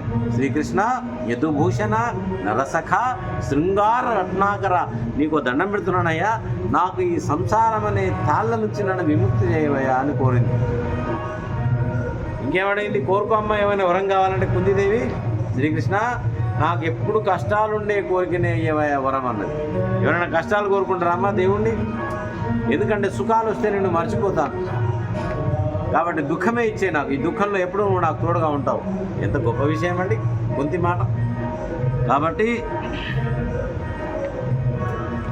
నిన్ను చింతించుచు పాడుచున్ పొగడుచున్ నీ దివ్య చారిత్రముల్ వినుచున్ చూతురుగా కలితరాన్వేషంబులం చూతురే ఘన దుర్జన్మ పరంపరాహరణ దక్షంబై మహాయోగి వాగ్వినుతంబై నభవత్వదాబ్జయుగమున్ విశ్వేశ విశ్వంబరా.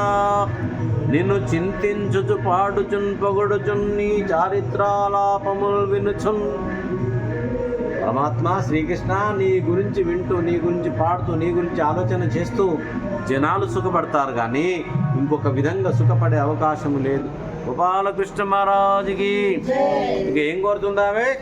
యాదవులందు, యాదవులు అంటే శ్రీకృష్ణుని యొక్క వంశం వాళ్ళందరూ, ఈమెకు దగ్గటి బంధువులు అన్నమాట. కాబట్టి ఆమెకు ప్రేమ ఎక్కువ ఉంది, నా వాళ్ళు అని. కుంతి ఏమడుతుంది? నా వాళ్ళు అనే ఈ మోహాన్ని తెంపేసి. చూడండి ఎంత మంచి కోరిక. యాదవులందు పాండు సుతులందు అధీశ్వర నాకు మోహ విచ్ఛేదము చేయుమయ్యా ఘన సింధువు చేరడి గంగభంగి నీ పాద సరోజ చింతనముపై అనిశంభు మదీయ బుద్ధిన్ అద్యాదర వృత్తితో గదియునట్లుగా చేయగదయ్య ఈశ్వరా. కోరుకో అన్నావు కదా శ్రీకృష్ణ, నన్ను చిన్నప్పుడు నువ్వు ఆడుకుంటూ ఉంటే చూసేవాడిని, నేను మీ వంశం వాళ్ళకి సంబంధించిన వాడిని కదా, దాన్ని కదా, అందుకని చిన్నప్పుడు అన్నీ కొన్ని గుర్తు చేసుకున్నది. ఆయన ఆడుతూ పాడుతూ అందరిని ఏడిపించేది, ఆ విధంగా ఎన్నో నీళ్ళని చేశారు కదా కృష్ణుడు, అవన్నీ యాదికొచ్చినాయి ఆమె. యాదికొచ్చి ఆయన భగవంతుడిని తెలుసుకున్నది కూడా అర్థమైంది ఆమె. ఏమంటుంది? ఈశ్వరా, ఓ కృష్ణ నాకేం చేయి, నాకు ప్రేమ పాండుసుతులు అంటే నా కుమారుడు అనే భావన ఉంది నా కుమారుల మీద. అబ్బా, యాదవులు ఈ నా వాళ్ళనే భావన ఉంది.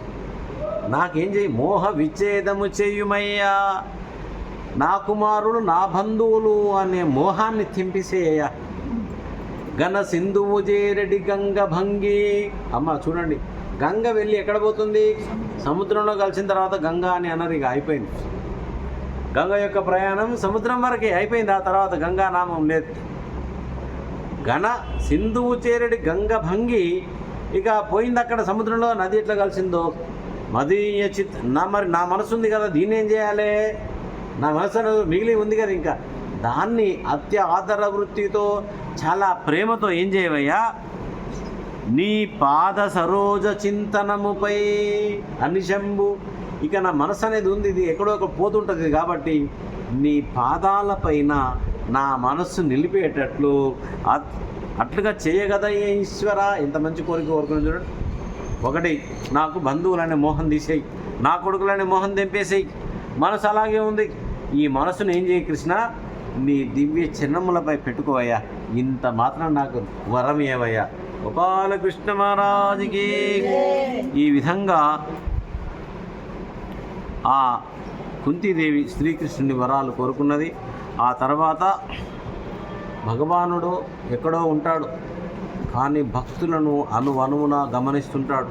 నాకెవరున్నారమ్మా, నన్ను ఎవరు పట్టించుకుంటారు అక్క, నాకు ఇవ్వలేరు నన్ను వాటి ఎప్పుడు అనుకోవద్దు. భక్తుడు ఎప్పుడు ఒంటరివాడు కాడు. భక్తుడు ఎప్పుడు ఒంటరివాడు కాదు. పైన ఊర్ధ్వం చ నారాయణ, అధశ్చ నారాయణ, కింద నారాయణుడు, దిశశ్చ నారాయణ, దశ దిశలంతా భక్తుడి చుట్టూ నారాయణుడు కవచమై ఉంటాడు. కాబట్టి భక్తుడు ఎప్పుడు కూడా నేను ఒంటరి వాణ్ణి అని అనుకోవద్దట. గోపాలకృష్ణ మహారాజుకి. భీష్ముడు యుద్ధంలో పడిపోయాడు. తన తండ్రికి చేసిన సేవ వల్ల ఇచ్ఛామరణం ఇచ్చాడు. ఆయన చలికాలంలో డిసెంబర్లో యుద్ధం జరిగింది, మార్గశిర మాసంలో యుద్ధం జరిగింది. ఆ తర్వాత పడిపోయాడు. కానీ మృత్యువు కోసము ఉత్తరాయణ కాలం వచ్చే వరకు ఆయన వెయిట్ చేస్తున్నాడు. సంక్రాంతి ఆ ప్రాంతంలో వస్తుంది ఉత్తరాయణం. నేను ఉత్తరాయణం వరకు బతికే ఉండాలనుకొని తన దేహాన్ని ఆ ముళ్ళపైన బాణాలపైన పెట్టుకొని పడుకున్నాడు. కానీ ఏం చేస్తున్నాడు ఆయన? ఇప్పుడు వాసుదేవుణ్ణి స్మరణ చేస్తూ ఉన్నాడు. ఇది బాగా గుర్తుపెట్టుకోవాలి. ఏ క్షణంలో, ఏ ప్రాంతంలో, ఏ తీరంలో ఎక్కడా ఉండగాకను ఆ భగవంతుని స్మరణ వదలకూడదు. అంపశయ్య పైన పడుకొని కూడా గట్టిగా భగవంతుని స్మరణ చేస్తున్నాడు. కన్నీళ్లు గారుతూ ఉన్నాయి.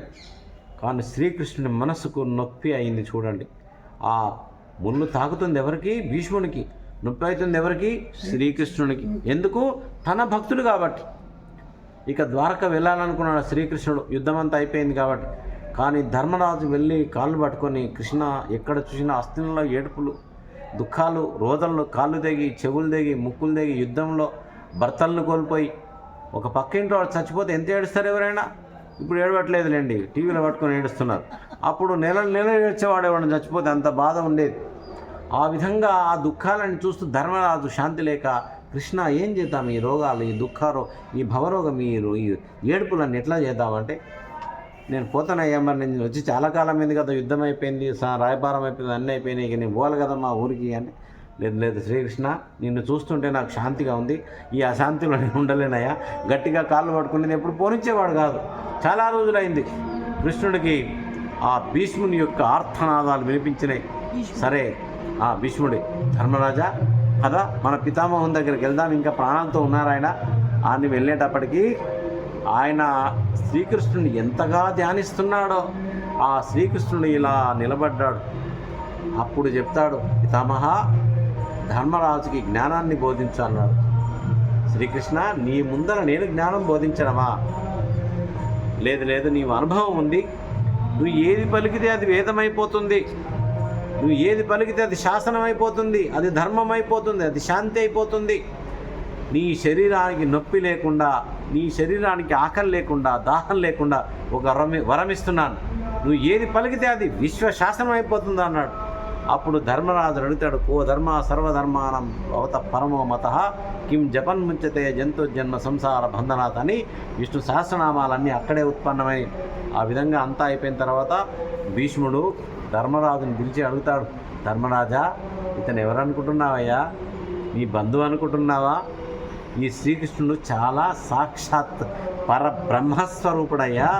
నీ మంచి కోరి, నీ మేలు కోరి, నీ బంధువుడుగా, నీ హితువుగా, నీ చుట్టముగా వచ్చి నీ పక్కన నిలబడ్డాడు. కానీ ఆయనని ఎప్పుడు నీవు బంధువు అని మాత్రం భావించకయ్యా. ఆయన సాక్షాత్ పరబ్రహ్మస్వరూపుడైనటువంటి వాసుదేవుడయ్యా అని చెప్పేటప్పటికీ ఆయనకు చాలా ఆనందం కలిగింది. కానీ అప్పుడు అంటాడు, ఆహా ధర్మరాజా, ఏమి నీ అదృష్టమో, నీ పక్కన అర్జునుడు ఉన్నాడు, భీముడున్నాడు. గొప్పవాడు అర్జునుడు, భీముడు గొప్పవాడు. అయినప్పటికీ కూడా నువ్వు కష్టాల పాలైపోయినావు. ఈ కాలం దుస్తరం ఎట్టి వారికి కాలోహి దురతిక్రమ. కాలాన్ని ఎవడు కూడా అతిక్రమించలేడు. రాజట ధర్మజుండు సురరాజసుతుందట. అర్జునుడు ఎవరు? ఇంద్రుడి అంశతో పుట్టాడు. వాయుదేవుని సుతుడు భీముడు. ఇంతమంది గొప్పవాళ్ళు ఉన్నా కూడా నువ్వు అరణ్యాల పాలైపోయినావయ్యా. కాలం ఎంత దుష్కరం కదా. కాలోహి దురతిక్రమ అనే విషయాన్ని తెలుసుకొని ఇక మనిషి ఆయన మనసును శ్రీమన్నారాయణ కృష్ణ పరమాత్మని దివ్య చరణాలపైన పెట్టి ఇక ఆ భగవంతుణ్ణి స్మరిస్తూ, నాలుగు భుజముల కమలాభ నయన యుగమున్ ఒప్ప కన్నుల ముందటనున్నవాడు మానవేశ్వర నా భాగ్య మహిమ చూడు, ఏమి చేసి తినో పుణ్యమితని గూర్చి. ధర్మరాజా, అతి భక్తి నిబనియందు చిత్తము చేర్చి ఎవని నామూహించి పొగడి కాయంబు విడుచుచు కామ కర్మాది నిర్మూలనుండయోగి ముక్తి నొందున్ అట్టి సర్వేశ్వరుండు అఖిల దేవదేవోత్తంసుడెవేల ప్రాణంబులేని విడుతూ అందాకనిదే మహాహర్షుడై వికసిత వదనారవిందుడై వచ్చనేడు. నా అదృష్టం ఏం చెప్పమంటావు ధర్మరాజా? సాక్షాత్తు శ్రీకృష్ణుడే వచ్చి నిలబడ్డాడు నా ప్రాణం పోతుంటే. ఏమి చేసి తినో పుణ్యమితని గూర్చి. ధర్మరాజా, నా పుణ్యం ఏమని పొగడమంటావు? సాక్షాత్తు శ్రీకృష్ణుడే నా ప్రాణం పోయే సమయంలో వచ్చి నిలబడ్డాడంటే నా అదృష్టం ఏమని చెప్పమంటావు ధర్మరాజా? గోపాలకృష్ణ మహారాజుకి.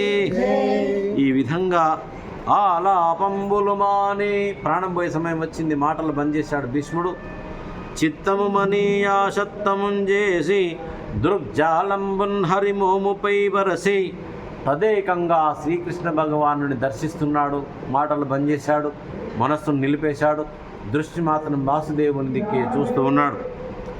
తత్కారుణ్య దృష్టిని వినిర్మూలీభూత శరవ్యధా నిచయుడై మోదించి భీష్ముండు సంశీలం బొప్పను తెంచి కల్మష గజ శ్రేణీహరిణి శ్రీహరిణ. అలా చూస్తూ ఉన్నాడు. ఆయన మనసులో ఏవో మెదులుతూ ఉన్నాయట. ఆ మెదిలేది ఏదో చెప్పదలుచుకున్నాడు శ్రీకృష్ణుడిని. ప్రాణం పోతుంది కదా, అప్పుడు అంటున్నాడు, ఆహా, ఆనాటి యుద్ధరంగంలో త్రిజగన్మోహనుడు 3 లోకాలను మోహానికి గురి చేసి కృష్ణుడు అట్లా యుద్ధం వస్తుంటే ఎంతో సంతోషించేవాట. ఆ కృష్ణుడి పైన దుమ్ము ధూళి చెమట. ఎవరు అడిగారట, ఏమయ్యా భీష్మా, నువ్వు కృష్ణుడికి ఇంత భక్తుడి, ఆయనకు ఎదురుగా నువ్వు యుద్ధం చేస్తావేంటయ్యా అంటే, అయ్యా ఆయనకు ఎదురుగా ఉండి యుద్ధం చేస్తేనే ప్రతిక్షణం ఆయన చూడగలుగుతానండి. కాబట్టి నేను అందుకోసం ఆయన దర్శించుకోవడానికి కౌరవుల పక్ష యుద్ధం చేస్తున్నా అన్నాడు. చూడండి, ఆ విధంగా కొన్ని సంఘటనలు గుర్తుకొచ్చినాయి. ఆ రోజు యుద్ధంలో జరిగినాయి. అవన్నీ గుర్తుకొచ్చి ఒక్కొక్కటి చెప్తున్నాడు శ్రీకృష్ణుడికి. యుద్ధం చేయనన్నాడు కదా మొదట. అవన్నీ భీష్ముడు గమనిస్తున్నాడు. నకాంక్షే విజయం కృష్ణ నచరాజ్యం సుఖానిచ కిమ్నో రాజ్యేన గోవింద కింభోగే జీవితేన. నాకు యుద్ధం వద్దు, బంధువులు వద్దు, ఏది వద్దు, నేను యుద్ధమే చేయనన్నాడు. అదంతా భీష్ముడు గమనించాడట. ఆ సంఘటన కూడా చెప్తున్నాడు. ఏం చేసినావు కృష్ణ? అర్జునుడు ధనుర్బాణాలు కింద వేచాడు, చాలాసేపు యుద్ధం చేయనన్నాడు, నేను గమనిస్తున్నా. అటువంటి యుద్ధము చేయనని ఏడుస్తూ కూర్చున్న అర్జునుని కొద్దిసేపటి తర్వాత ధనుర్బాణాలు పట్టుకొని యుద్ధానికి లేచి, శ్రీకృష్ణ తవ నీ యొక్క వచనం నేను ఆచరిస్తా, నువ్వు ఏం చెప్తే అది చేస్తా, చెప్పండి మీరేం చెప్తారు, యుద్ధం చేయంటే యుద్ధం చేశాడు. చేయనని యుద్ధ అస్త్రాలు పారేసినటువంటి అర్జునుడిని యుద్ధానికి పురిగొల్పావు చూసావా? ఆ సంఘటన నేను దూరం నుండి చూస్తున్నా కృష్ణ. అలాగే ఈ అర్జునుడు ఏం చేశాడు? ఈ ధర్మరాజు భీష్ముడు ఏమన్నాడు కృష్ణుడి దగ్గర పోయి, నేను యుద్ధం చేయను. కృష్ణుడు భీష్ముడికి చెప్తున్నాడు, నేను యుద్ధం చేయను, ఊరకే సాయం చేస్తా అన్నాడు. భగవంతుడు యుద్ధం చేయనన్నాడు. భీష్ముడు ఏమంటున్నాడు? భక్తుడు కదా, నేను శ్రీకృష్ణుడితో మహాభారతంలో యుద్ధం చేపిస్తా అని ప్రతిజ్ఞ చేశాడు. ఇప్పుడు ఎవరు గెలవాలా? భక్తుడు గెలవాలా, భగవంతుడు గెలవాలా? భక్తుడు గెలవాలి కదా. మరి భగవంతుడు ఓడిపోయినా పర్వాలేదు, ఇది గుర్తుపెట్టుకోవాలి. భగవంతుడికి ఓటమి లేదు, గెలుపు లేదు. కానీ భక్తుడు ఓడిపోతే, భక్తుడు పడిపోతే బాధపడతాడ భగవంతుడు. గోపాలకృష్ణ మహారాజుకి. ఇది భాగవతంలో ఉన్న రహస్యం అన్నమాట. కాబట్టి యుద్ధం జరుగుతుంది. 9 రోజులైంది. ఘోరాతి ఘోరంగా యుద్ధం జరుగుతుంది. 9వ నాడు కౌరవులు చాలా నష్టపోయారు. దుర్యోధనుడు వెళ్ళాడు, ఇతమా బుద్ధిందానికి, సిగ్గుందానికి, లజ్జుందానికి, ఇంత పెద్ద వయసు వచ్చింది నీకు, ఇలా చూడు ఎంతమంది వచ్చారు మన పక్షంలో ఉన్నవాళ్ళు, ఏం చేస్తున్నావు? యుద్ధం చేస్తున్నావా, ఆడుకుంటున్నావా? మన వాళ్ళతో ఆడుకోనికి వచ్చినవా యుద్ధభూమికి? సైన్యాధ్యక్షుడు నువ్వు, కౌరవులు ఇంత ఘోరమా? లక్షల మంది వచ్చారు చూడన్నాడు. భీష్ముని కోపం వచ్చింది. ఓరి మూర్ఖుడా, ఎదురుగా ఉన్నది శ్రీకృష్ణుడు రా, పక్కన ఉన్నది అర్జునుడు రా, సవ్యసాచిరా, ఆయన ద్రోణాచార్యుడి శిష్యుడు రా, ద్రోణుడు పరశురాముని శిష్యుడు రా, వాళ్ళని జయించలేమురా అంటే చెప్తే వినలేదు, పైగా నన్ను నిందిస్తున్నావు ముసలాన్ని పట్టుకొని. మూర్ఖుడా, దుర్మార్గుడా, శక్తి వంచన లేకుండా నేను యుద్ధం చేస్తున్నా, అయినా నువ్వు నన్ను దూషిస్తున్నావు కదరా, రేపు చూసుకుందాం పోరా అన్నాడు. రేపు కౌరవులన్నా బతకాలి, పాండవులన్నా బతకాలి, నేనన్నా బతకాలి, ముగ్గుట్లో ఎవడో ఒకడు పోవాల్సిందే. పోతే పాండవులు అనబోవాలి, లేదంటే నేను అనబోవాలి, రేపు చూసుకుందాం పోరాడు. 10వ నాడు యుద్ధము స్టార్ట్ అయిపోయింది. అమ్మగారు భీష్ముడు ఎవరిని కొడుతున్నాడు? 10వ రోజు గురి చూసి శ్రీకృష్ణుని కొడుతున్నాడు. గోపాలకృష్ణ మహారాజుకి యుద్ధం ఏం చేయాలి? ధర్మయుద్ధంలో రథసారథిని కొట్టకూడదు. కొన్ని భీష్ముడు కొడుతున్నాడే గురి తప్పిందా? ఈయన గురి తప్పి కొట్టేవాడు కాదు, చాలా గొప్ప యోధుడు. బాణాలను ప్రయోగించడంలో భీష్ముడు చాలా గొప్పవాడు. పోనీ ఒకసారి కొట్టిండా దెబ్బ తప్పి మళ్ళీ గురి చూసి కొట్టాడు. 2 సార్లు అండి. 2 సార్లు కొట్టి ఊరుకున్నాడా? పోయి బై మిస్టేక్ అందామా? కాదు, మళ్ళీ కొట్టాడు 3వసారి. కృష్ణుడికి తిక్కలేసింది. అర్జున తలకాయిందా నీకు? దెబ్బలు చూడవయ్యా, చూడు దెబ్బలు. ఎవరిని కొడుతున్నాడు? ముసలాయన పెద్ద మనిషి. సారథిని కొట్టొద్దు కదా. ఏం తాతయ్యతో ఆడుకుంటున్నావా? యుద్ధం చేస్తున్నావాను? నాకు ఒళ్ళు తిరుగుతుంది, నాకు దెబ్బలు చూడయ్యా, రక్తం కారుతుంది. అర్జున తాతతో ఆడుకోవడానికి వచ్చినావా? యుద్ధం చేస్తున్నావా? దిగమంటావా యుద్ధానికి అన్నాడు. లేదు లేదు కృష్ణ నేను చేస్తూ యుద్ధం అన్నాడు. మళ్ళీ బాణాలు వేస్తే ఆయనకి ఏమిట్లకైతే భీష్మునికి కృష్ణుని అంతం చేయాలనుకున్నాడు. అంతం చేయలేనని తెలుసు కూడా, కానీ కృష్ణుని రెచ్చగొట్టాలనుకుని ఇలా మాట్లాడుతుండగానే మళ్ళొక్కటి గురి చూసి దెబ్బ కొట్టాడు అంతే. ఆ బాణం వచ్చింది, కృష్ణుని గట్టిగా తగిలింది. ఒక్కసారి దూకిండంట అంతే రథంలోంచి. ఈ పద్యము పోతన గారు రాశారు చూడండి.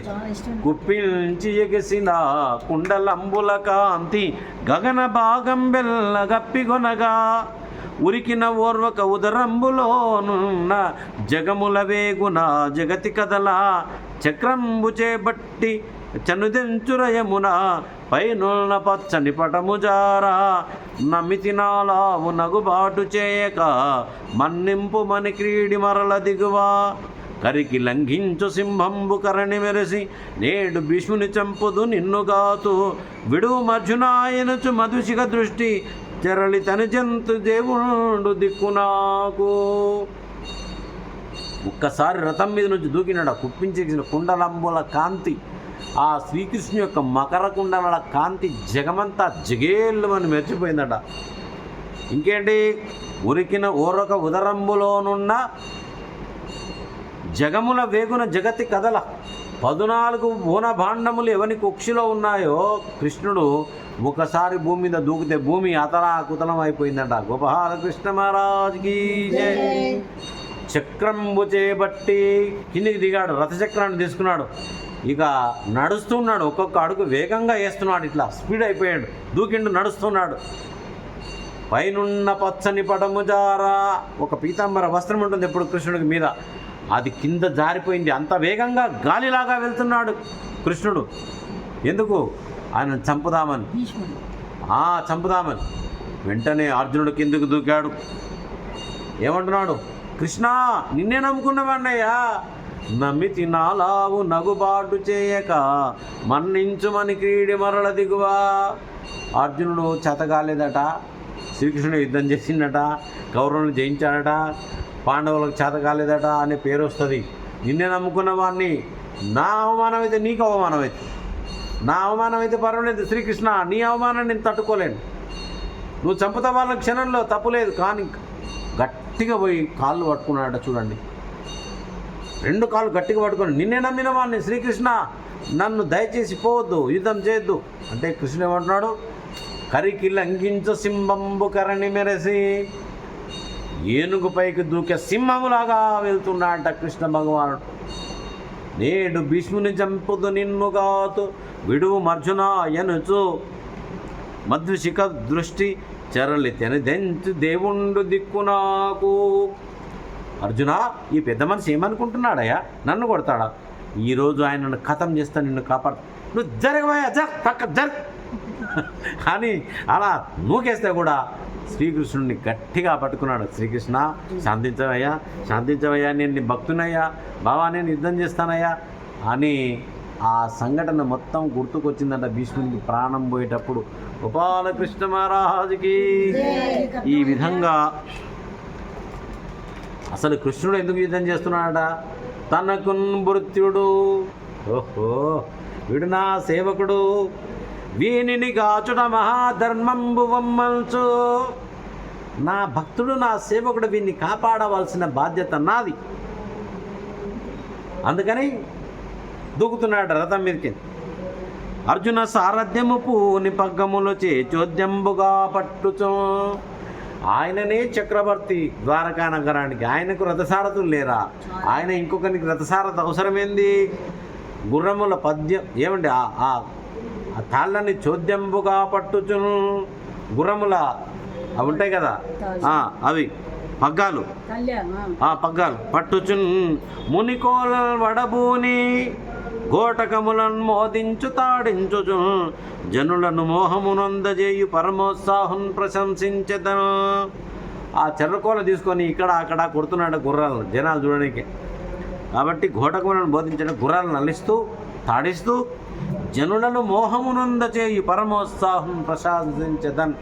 ఆ జనులందరి మోహాన్ని గురి చేస్తున్నటువంటి ఆ శ్రీకృష్ణుని యొక్క ఆ దర్శనము మళ్ళీ ఒకసారి చేసుకొని కృష్ణుని ముందుగా వర్ణిస్తున్న కృష్ణయ్య, ఆ రోజు ఎంత అద్భుతంగా దూకొచ్చావయ్యా నా పైకి ఆ చక్రం పట్టుకొని. ఇలా నడుస్తుంటే ఆ అర్జునుడు గట్టిగా నీ కాళ్ళు పట్టుకున్న సంగతి. కాబట్టి అదంతా నాకు గుర్తొస్తుందయ్యా. నిజానికి నీకు యుద్ధం చేయాల్సిన అవసరం ఉందా? తనకున్ మృత్యుడు వీని కాచున మహాధర్మం. అర్జునుడు నీకు సేవకుడు, భక్తుడు కాబట్టి అతన్ని కాపాడడానికి మాత్రమే నువ్వు దూకావయ్యా అని చెబుతూ అందరూ చూస్తుండగానే ఆ భీష్ముడు తన యొక్క శరీరంలోంచి ఒక దివ్య జ్యోతిని వదిలి ఆ శ్రీకృష్ణుని యొక్క హృదయంలోకి వెళ్ళిపోయిందట. ఇది భాగవతం నుండి అద్భుతమైన కథ. అన్నీ వదిలేశాడు. పరమాత్మని వీక్షిస్తూ ఆ భీష్మ పితాముని యొక్క హృదయం నుంచి ఒక జ్యోతి రావడము, ఆ జ్యోతి శ్రీకృష్ణునిలో కలిసిపోవడం కూడా అందరూ చూశారు అక్కడ వాళ్ళందరూ కూడా. గోపాలకృష్ణ మహారాజుకి ఈ విధంగా శ్రీకృష్ణుడు సంతుష్టాంతరంగుడు అయినాడు. పరీక్షిత్తును నిలబెట్టాడు. పరీక్షిత్తు కొంచెం పెద్దగా అయిపోయాడు. ఇక కృష్ణుడు కూడా చాలా కాలమైంది కాబట్టి అక్కడి నుంచి ద్వారకా నగరానికి వెళ్ళాడు. ద్వారకాకు పోయిన తర్వాత చాలామంది ఆయనను అనేక విధాలుగా గౌరవించారు, స్వాగతం పలికారు, ముగ్గులు వేశారు, పూలు చల్లారు, సాంపిలు చల్లారు. చాలా అద్భుతంగా కృష్ణునికి విజయ ఆహ్వానం పలికారు, స్వాగతం పలికారు. వెంటనే అర్జునుడు కూడా పోయాడు. ఆయన వెంట, కృష్ణుని వెంట అర్జునుడు కూడా ఉన్నాడు. కొంతకాలం అయిపోయింది. తర్వాత సమయం రన్నింగ్ అయిపోయింది, పెరిగిపోయింది. పరీక్షిత్తు పెద్దవాడయ్యాడు. ఆ పిల్లవానికి పట్టాభిషేకం చేశారు. పాండవులు ఇక వెళ్దామనుకున్నారు. కానీ ఒకరోజు ఎందుకు అన్ని అపశకునాలు కనిపించినాయి. అంటే అర్జునుడు ద్వారక వెళ్ళాడు, ఏమైందో తెలియదు. కాబట్టి ఆ అపశకునాలన్నీ చూసినటువంటి ధర్మరాజు భీమసేనుని అడిగాడు, తమ్ముడు పోయి చాలా కాలమైందిరా, ఏమైందో అన్ని అపశకునాలు కనిపిస్తున్నాయి అంటే. నాకు కూడా తెలియదు అన్నయ్య అంటే. మరి సమాచారం తీసుకొని రా అంటే మెల్లగా అర్జునుడు రానే వచ్చాడు. కానీ అర్జునుడి ముఖంలో ఏముంది? మొత్తం దుఃఖం ఉంది. అర్జున, ఎందుకు రా, నీ జీవితంలో నువ్వు ఎప్పుడు ఏడవలే, ఇంతగానో దుఃఖంలో మునిగిపోయినావు, కారణం ఏంట్రా? కృష్ణుడు బాగున్నాడా? ఇంకెక్కడ కృష్ణుడు అన్నయ్య, మనల్ని వదిలిపెట్టి శ్రీకృష్ణుడు వెళ్ళిపోయాడు అనే విషయం తెలుసుకున్న తర్వాత చాలా దుఃఖమయమైనటువంటి పద్యాలు చాలా ఉన్నాయి. ఎన్నోసార్లు ఏడ్చాను ఈ పద్యాలు చదువుతూ. కాబట్టి ఆ పద్యాలన్నీ కూడా మనం కొంచెం వినే ప్రయత్నం రేపు పొద్దున చేద్దాం. ఇప్పటికి మనం దాదాపు 2 గంటల వరకు విన్నాం. 5 గంటలకు వచ్చాం మనం, 5:30కు వచ్చాం. ఓం నమో భగవతే వాసుదేవాయ. ఈరోజు కార్యక్రమాన్ని ఇక్కడ విరామం ఇస్తూ యూట్యూబ్లో తిలకిస్తున్న భక్తులకి ధన్యవాదాలు, శుభాశిష్యులు. భాగవతం చాలా విలువైనటువంటిది, విందాం, తరిద్దాం. ఈ కార్యక్రమానికి మనకు అందిస్తున్నటువంటి పుణ్యాత్మ శ్రీమాత అన్నపూర్ణాదేవి, ఓం నమ శివాయ. అలాగే ఈ కార్యక్రమానికి స్వస్తి శుభం భవతు. రామ శ్రీరామ జయ రామ, శ్రీరామ జయ రామ జయ జయ రామ, సీతారాం సీతారాం సీతారాం జయ సీతారాం,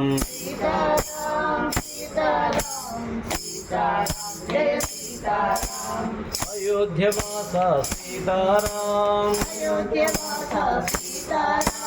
దశరథనందన సీతారాం, దశముఖమర్ధన సీతారాం, వాలీమర్ధన సీతారాం, వారధి బంధన సీతారాం శబరి పూజిత సీతారాం సీతారాం సీతారాం సీతారాం జయ సీతారాం సీతారాం సీతారాం సీతారాం జయ సీతారాం శ్రీరామ జయ రామ జయ జయ రామ శ్రీరామ జయ రామ శ్రీరామ జయ రామ జయ జయ రామ శ్రీరామ జయ రామ జయ జయ రామ శ్రీరామ జయ రామ జయ జయ రామ ఓం నమో భగవతే వాసుదేవాయ ఓం నమో భగవతే ఓం నమో భగవతే వాసుదేవాయ గోవింద నమో నమో గోపాల నమో నమో వెంకటేశ నమో నమో శ్రీనివాస నమో నమో ముకుంద నమో నమో మురహరి నమో నమో ఓం నమో భగవతే వాసుదేవాయ ఓం నమో భగవతే నారాయణ నారాయణ నారాయణ నారాయణ నారాయణ నారాయణ నారాయణ నమో నమో శ్రీనివాస నమో నమో ఓం నమో భగవతే వాసుదేవాయ ఓం నమో భగవతే ఓం నమో భగవతే నారాయణాయ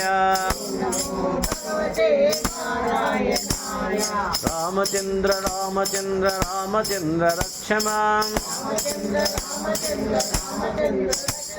శ్రీనివాస శ్రీనివాస శ్రీనివాస పాయి మాం గోవింద గోవింద గోవింద పాయి మాం ఓం నమో భగవతే వాసుదేవాయ నారాయణ నారాయణ నారాయణ నారాయణ నారాయణ లక్ష్మీ నారాయణ అమ్మ నారాయణ నాన్న నారాయణ అమ్మ నాన్న నారాయణ నారాయణ నమో నమో నారాయణ ఓం నమో భగవతే వాసుదేవాయ ఓం నమో భగవతే నారాయణాయ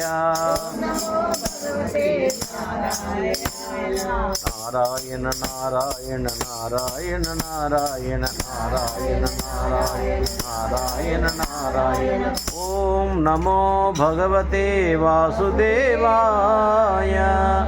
ఓం నమో భగవతే వాసుదేవాయ ఓం నమో భగవతే వాసుదేవాయ పవిత్రమైన ఈ పుణ్యభూమి శుఖస్థలంలో భగవంతుని యొక్క స్మరణ చేయడం అనేది చాలా పుణ్యదాయకమైంది. కాబట్టి ఈ భూమి మీదకి వచ్చేటప్పుడు మనం ఏం తేలేదు, పోయేటప్పుడు ఏమీ తీసుకుపోయేది లేదు. కాబట్టి భగవంతుని యొక్క స్మరణనే మనకు దారిపత్యమైన విషయాన్ని తెలుసుకుని భగవత్ స్మరణం చేస్తూ కాలాన్ని గడుపుతాం. ఓం నమో భగవతే వాసుదేవాయ. ఇక్కడ శ్రీ శుక మహర్షి పరీక్షిత్ మహారాజుకు భాగవతం బోధించారో ఆ ప్రదేశంలో 37వసారి శ్రీమద్ భాగవత కథా జ్ఞానయజ్ఞం శ్రీమాత అన్నపూర్ణ అనే ఒక అమ్మగారి చేత చెప్పించడం జరుగుతుంది. మా అదృష్టంగా భావిస్తున్నాం. గంగా నది ఒడ్డున పరీక్షిత్ మహారాజుకు శుకుడు భాగవతం చెప్పిన ప్రదేశంలో 37వసారి శ్రీమద్ భాగవత కథా జ్ఞానయజ్ఞం